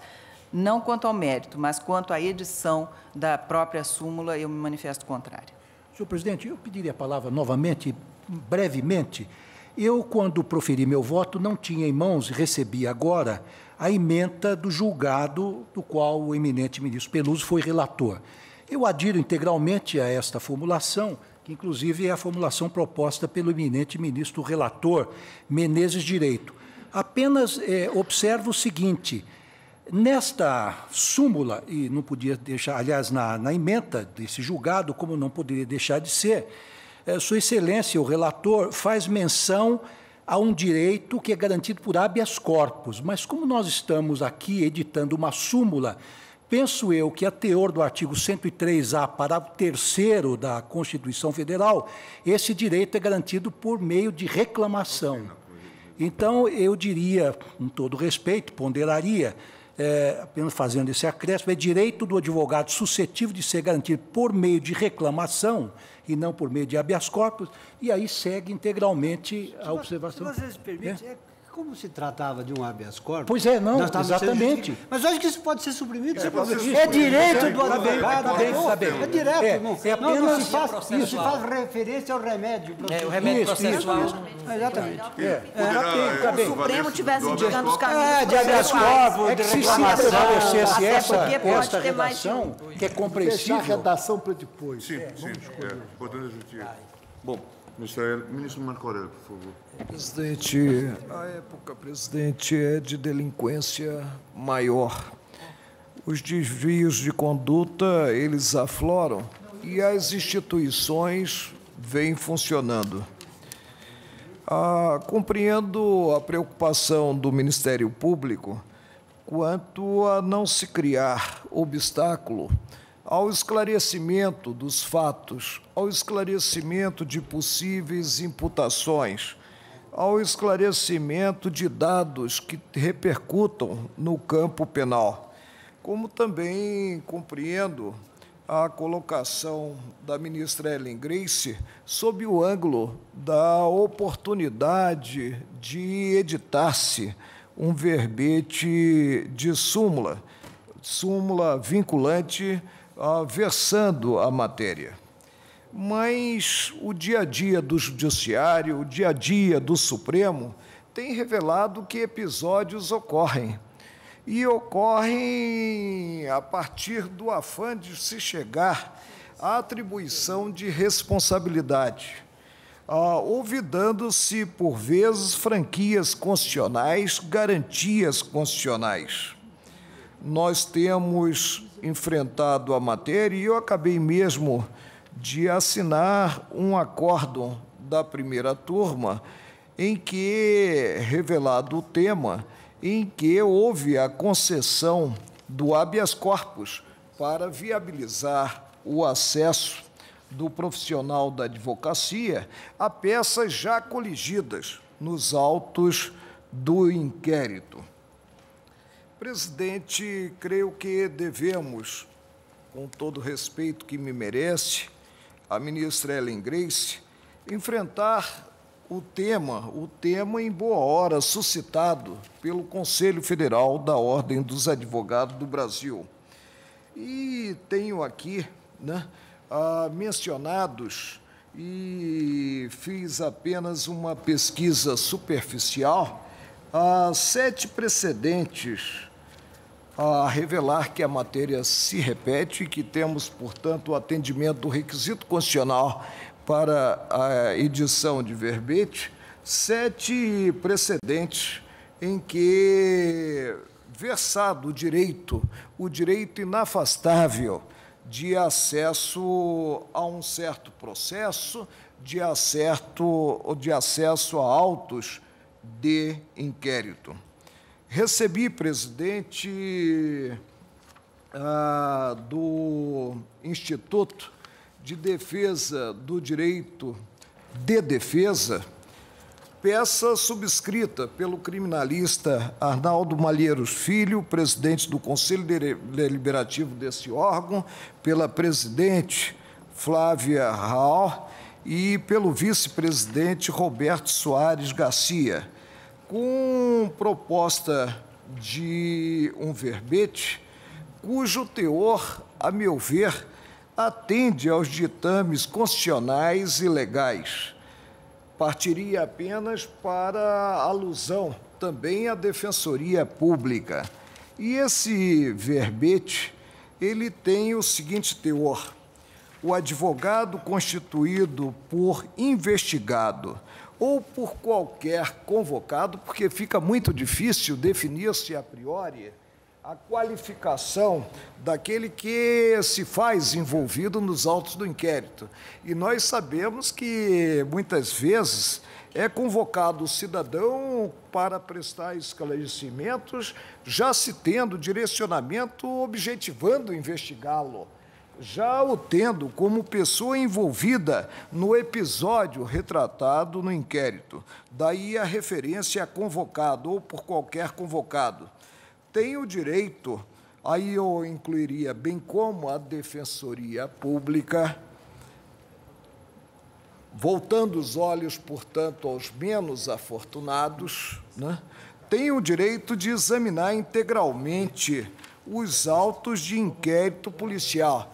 E sabemos que a eficiência repousa na transparência dos atos praticados pelo Estado administrador, ressalvadas as diligências em andamento, deles podendo obter cópias, ainda quando tramitem sob sigilo, e não estou aqui a revogar o 20 do Código de Processo Penal, devendo, porque não entendo o 20 como a encerrar, né, um sigilo absoluto, devendo a autoridade policial fazer juntar aos autos imediatamente todos os documentos, já que poderíamos ter a obstaculização de acesso mediante a inércia na juntada desses documentos. E tive o cuidado de conferir os precedentes da Corte e notei que esse tema da obrigatoriedade de juntada de documentos, ele foi versado quando do julgamento do habeas corpus 82.354 e voltou a ser referido mediante transcrição no acórdão do habeas 87.827, ambos da relatoria do ministro Sepúlveda pertence. Portanto, há respaldo para a inserção dessa obrigatoriedade juntada de elementos, de diligências já concluídas e que, portanto, devem estar documentadas nos autos do inquérito. Ainda contra mim, devendo a autoridade policial fazer juntar aos autos imediatamente todos os documentos, termos e assentadas de atos já encerrados, sob pena de reconhecimento de ilicitude dos elementos sonegados à defesa, sonegados por esta ou aquela forma. E sabemos que, na maioria das vezes, a sonegação é escamoteada, né, a pretexto de guardar-se o êxito das investigações. Eu me permitiria, presidente, fazer uma ponderação ao estimado ministro Menezes Direito quanto ao verbete proposto e também ao colegiado. É que nós ouvimos, inclusive, que esta será a bandeira, neste ano, do Ministério Público Federal. É que, quanto ao procedimento investigatório pelo Ministério Público, nós não temos jurisprudência pacificada no tribunal. Ao contrário, a matéria ainda se encontra pendente de crivo do colegiado. Daí, a meu ver, né, não podermos inserir, né, essa referência a procedimento investigatório formalizado por órgão do Ministério Público, né? Voto, presidente, no sentido de entender oportuna a apreciação da matéria, pelo Supremo, pacificando de vez o tema e também no sentido de adotar o teor proposto com o aditamento que implica a referência à Defensoria Pública, o teor proposto pelo Instituto de Defesa do Direito de Defesa. É como voto na espécie. E aí eu tenho aqui comigo no voto, presidente, as referências ao HC 82354, ao 87827, apenas para a documentação, né, no voto que estou proferindo, 90232, 88190, 88520, 92331 e no 91684. E, sob o ângulo da legislação, eu aponto a Constituição Federal, o artigo 5º, o inciso 33, que revela o direito à informação, direito, inclusive, gratuito, né? O inciso 54, quanto ao devido processo legal, e o entendo aqui de forma abrangente, e o inciso 55, e o 133 da Constituição, quanto à participação do profissional da advocacia para alcançar-se a almejada justiça. E, quanto ao Estatuto da Ordem, faço alusão ao artigo 6º, parágrafo único e 7º, incisos 13 e 14, quanto ao Código de Processo Penal, aos artigos 9º, 14, e aí evoco o que seria, para alguns, obstáculo à aprovação do verbete, mas evoco em outra ótica, que é o artigo 20. Quanto à redação, ministro Marco Aurélio, eu acho que nós podemos, depois, de encerrar, fazer, acho que aí um apanhado e fazemos aí, inclusive, as referências da súmula e a legislação. Ministro Celso de Mello, por favor. Senhor presidente, a súmula vinculante, tal como instituída pela Emenda Constitucional número 45, de dezembro de 2004, encerra múltiplas funções, à semelhança do modelo ordinário de formulação sumular que o eminente e saudoso ministro Victor Nunes Leal, nesta Corte, havia formulado e sugerido. Nós sabemos que hoje a súmula vinculante exerce e desempenha uma função de estabilidade do sistema, uma função de segurança jurídica, uma função de orientação jurisprudencial, uma função de simplificação da própria atividade desenvolvida pelo Estado e uma função de previsibilidade decisória. E mais do que mero resultado paradigmático para futuros julgamentos, hoje a súmula vinculante qualifica-se como verdadeira pauta condicionante e subordinante de julgamento, para que a súmula possa impregnar-se de caráter vinculante a exigências estabelecidas no próprio texto da Constituição, na forma como a disciplinou a Emenda Constitucional 45. Eu tenho para mim, senhor presidente, nesta questão prévia suscitada pela eminente ministra Ellen Grace, eu tenho, com toda a vênia, tenho por oportuno, por necessário, por conveniente e por relevante que se edite a súmula vinculante sobre a questão formalmente suscitada, no caso, pelo Egrégio Conselho Federal da Ordem dos Advogados do Brasil. Na realidade, senhor presidente, este é um daqueles casos, considerada a existência de decisões ilegais e de decisões inconstitucionais de juízes e tribunais de inferior jurisdição, além de deliberações também afetadas por igual vício jurídico, emanadas de autoridades policiais. quer se trate de autoridades policiais civis, quer se cuide de autoridades policiais militares ou de autoridades policiais federais.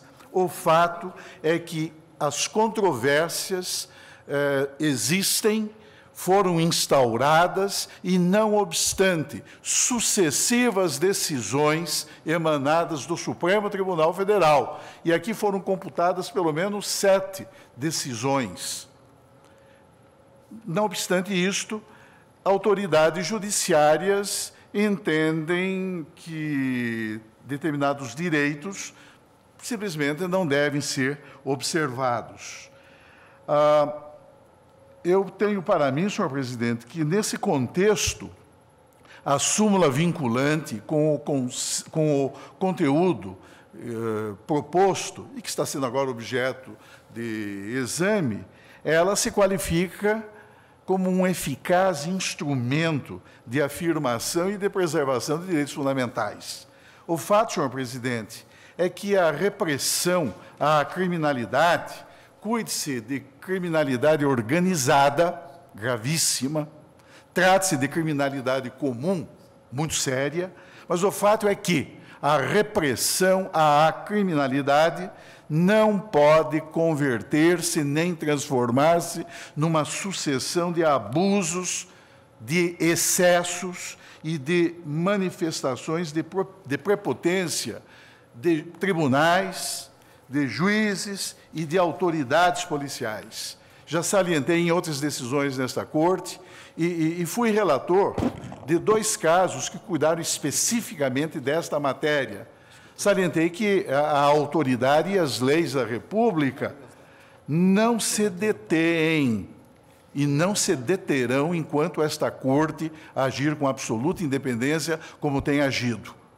Mas a autoridade da Constituição e das leis da República, ela não se detém no limiar dos tribunais, das varas judiciais e das repartições policiais, como se tribunais, varas judiciais e repartições policiais constituíssem um universo diferenciado, marginal e insuscetível da incidência da legislação editada regularmente pelo Estado. O significado, portanto, desta súmula impregnada de efeito vinculante é importante, porque vai impor a autoridades judiciárias, a órgãos judiciários e a autoridades e órgãos policiais a observância da fórmula prescritiva constante desse enunciado. E como salienta Karl Lahrens em sua metodologia da ciência do direito, e eu cito, quem quiser conhecer o direito, tal como é realmente aplicado e vive, não pode contentar-se com as normas, tem de inquirir do entendimento que lhes é dado pela jurisprudência. Os precedentes, nesse contexto, são uma fonte de conhecimento do direito e uma fonte importante. E, nesse contexto, a súmula vinculante desempenha um papel realmente importante. Senhor presidente, eu não vou fazer outras considerações, que já as fiz em decisões aqui proferidas a respeito dessa específica matéria, e relembro julgamento que proferi no exame do HC 87.725 do Distrito Federal, mas o fato, senhor presidente, é que o Estatuto da Advocacia, ao dispor sobre o acesso do advogado investido de mandato aos procedimentos estatais que tramitam em regime de sigilo, assegura-lhe, como típica prerrogativa de ordem profissional, o direito de examinar os autos, sempre em benefício do seu constituinte e em ordem a viabilizar, quanto a este, o exercício do direito de conhecer os dados probatórios já formalmente produzidos no âmbito da investigação penal, para que se possibilite a prática de direitos básicos de que é também titular aquele contra quem foi instaurada pelo poder público determinada persecução criminal. Tenho salientado que o respeito aos valores e princípios sobre os quais se estrutura constitucionalmente a organização do Estado Democrático de Direito, longe de comprometer a eficácia das investigações penais ou de traduzir embaraço indevido à ação persecutória do Estado, configura fator de irrecusável legitimação de todas as ações lícitas desenvolvidas pela Polícia Judiciária, pelo Ministério Público ou pelo próprio Poder Judiciário. Mesmo indiciado, portanto, quando submetido a procedimento inquisitivo de caráter unilateral, não se despoja de sua condição de sujeito de direitos e de senhor de garantias indisponíveis, cujo desrespeito põe em evidência essa censurável face arbitrária do Estado, a quem não se revela lícito desconhecer que os poderes de que dispõe devem conformar-se necessariamente ao que prescreve o ordenamento positivo da República.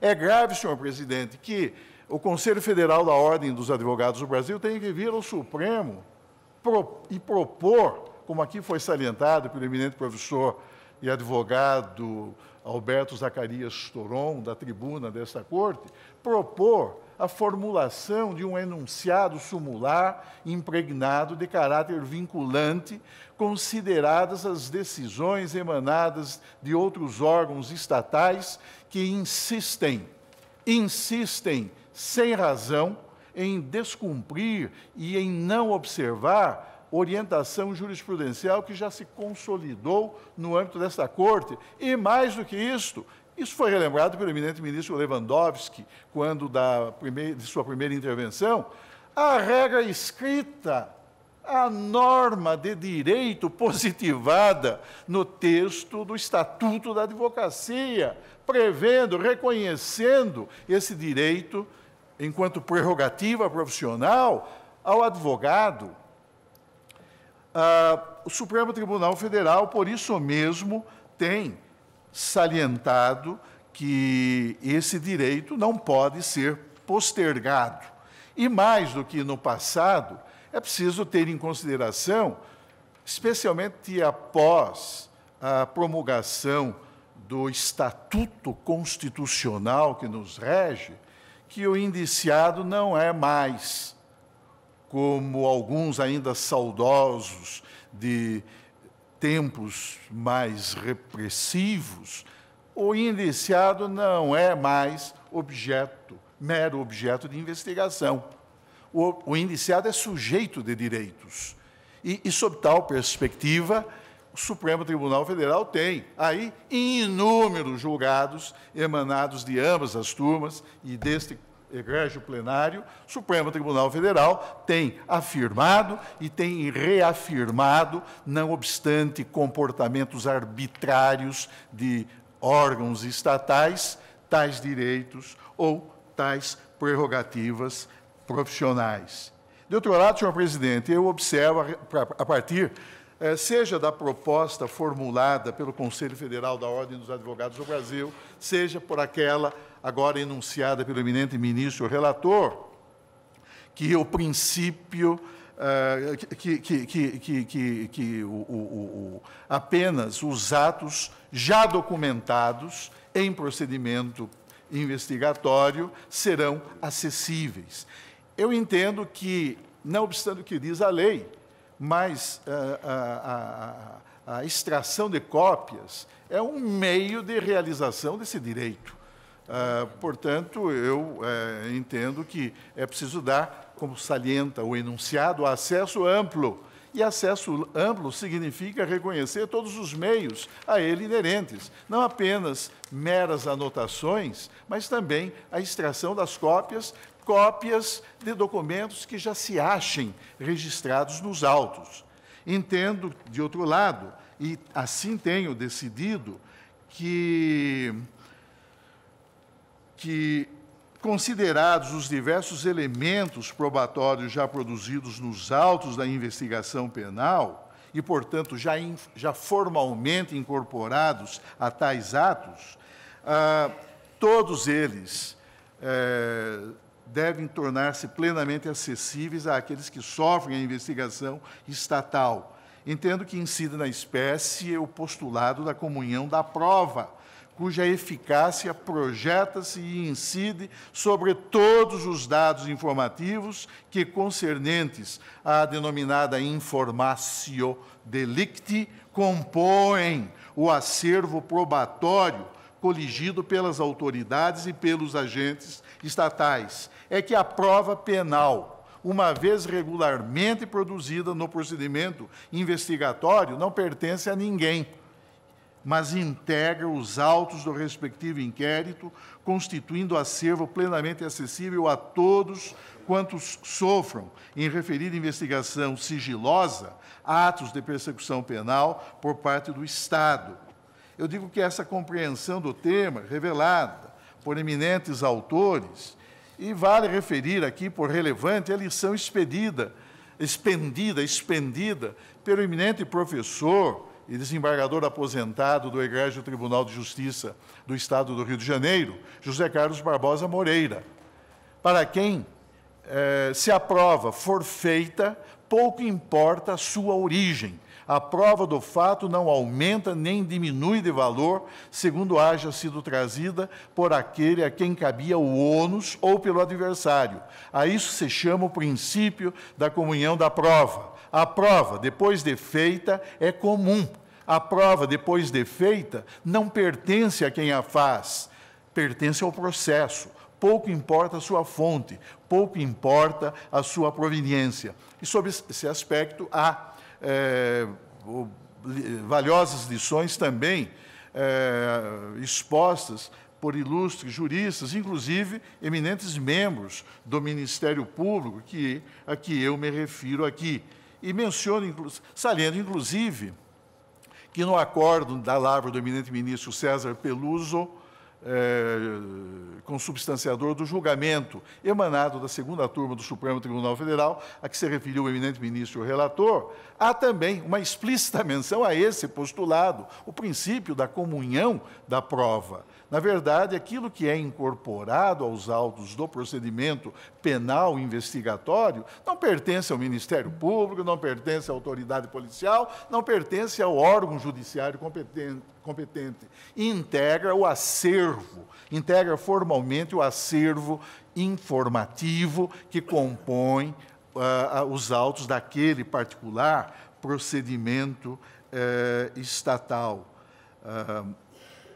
Isso ocorre, muitas vezes, quando há vários co-investigados e quebra-se o sigilo de certos registros, como registros fiscais, ou registros telefônicos, ou registros bancários, e que são incorporados aos autos do inquérito. Mas, muitas vezes, embora dizendo respeito àquele co-investigado, os elementos constantes desses registros sigilosos pertinentes àquele co-investigado podem também interessar aos demais indiciados, às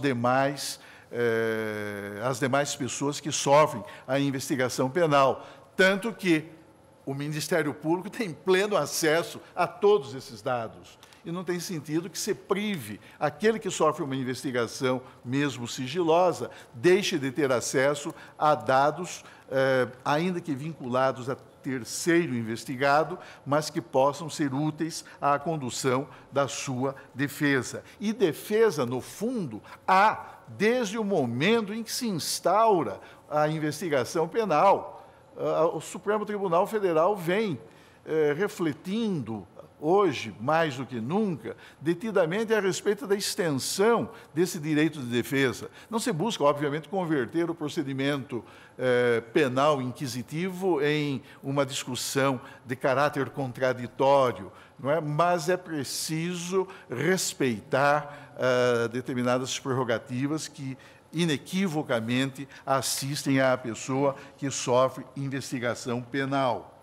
Finalmente, senhor presidente, entendo que a proposta, é claro, isso será objeto de discussão quando da formulação da própria redação, mas entendo que a proposta formulada pelo eminente ministro Marco Aurélio é importante, na medida em que contempla também a Defensoria Pública.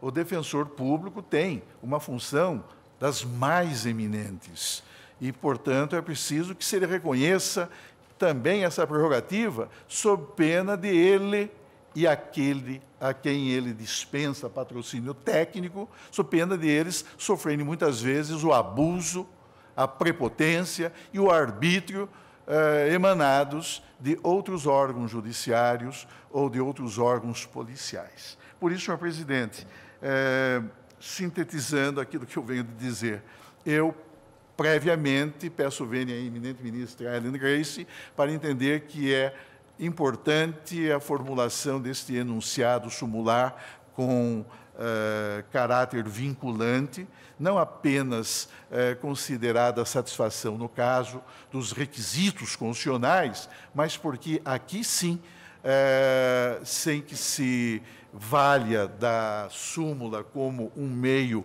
da súmula vinculante, como um meio de cristalização de diretrizes jurisprudenciais, ela, no caso, desempenhará uma importante função de tutela de direitos fundamentais. E, de outro lado, entendo, senhor presidente, que esse direito do advogado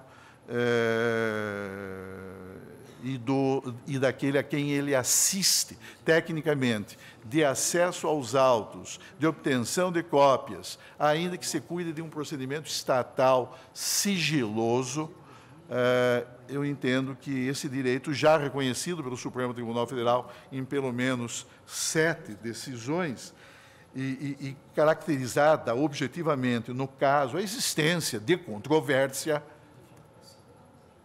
eu entendo que se impõe o acolhimento dessa postulação.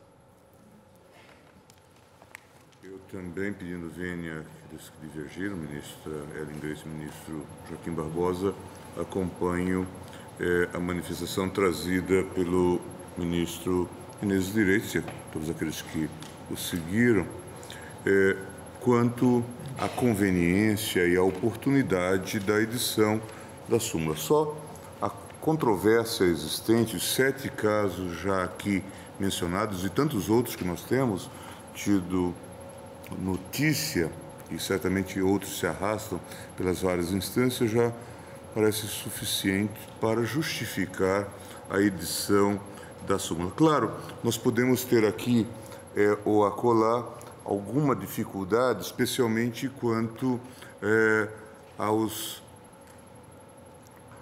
às diligências em curso, mas eu me lembro, participei do julgamento na segunda turma, quando o ministro Peluso ressalvou e ressaltou que se tratava de dar acesso tão somente aos elementos já constantes dos autos. Naquele caso, se tratava de uma investigação que era realizada pelo Ministério Público e que a pessoa viera a saber porque for estampado numa página de uma edição dominical de O Globo.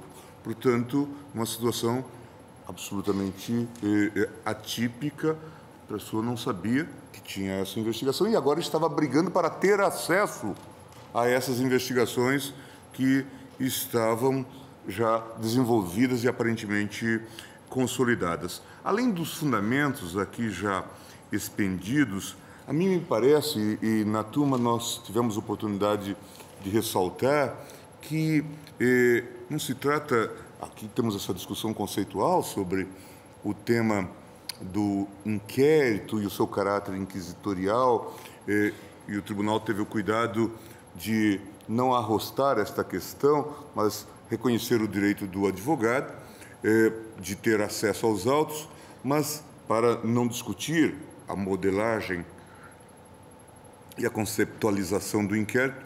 Mas aqui é um outro tema que foi tocado nos vários pronunciamentos já desenvolvidos e que sensibiliza e que deve realmente ser mencionado quando nós fizermos referência aos fundamentos, especialmente legislativos, constitucionais, da decisão, que é o tema da dignidade da pessoa humana.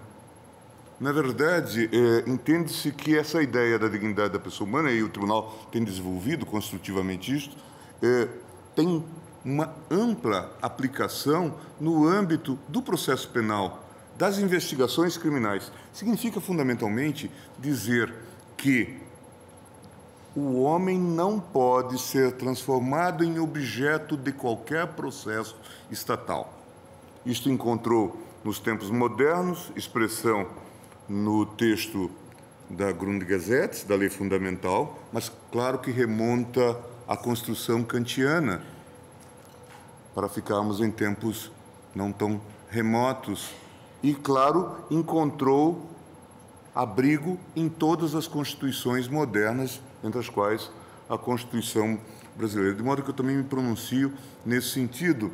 Eu proporia que, como foram feitas várias considerações quanto à redação, que o eminente relator, eventualmente, se dispusesse a consolidar para que nós depois pudéssemos votar, não é? Mas eu acho que posso proclamar que está aprovada a súmula, vencidos os ministros, a ministra Ellen Grace e o ministro Joaquim Barbosa. E podemos suspender. Agora, me parece que devemos deixar também assentada a distinção entre autos e diligência. Sim, não é? Mas isso tudo Sim. ficará... Perfeito. Ficará para a redação, mas de logo já Sim. fica assentada essa distinção. Sua Excelência já teve cuidado, o ministro relator teve cuidado de, na verdade, traduzir aquilo que já fora decidido. Perfeito. Mas, portanto, consideramos aprovada a súmula, será a súmula 14 do Tribunal, súmula vinculante, mas nós vamos cuidar da redação quando voltarmos. E, portanto, está suspensa a sessão, senhores ministros.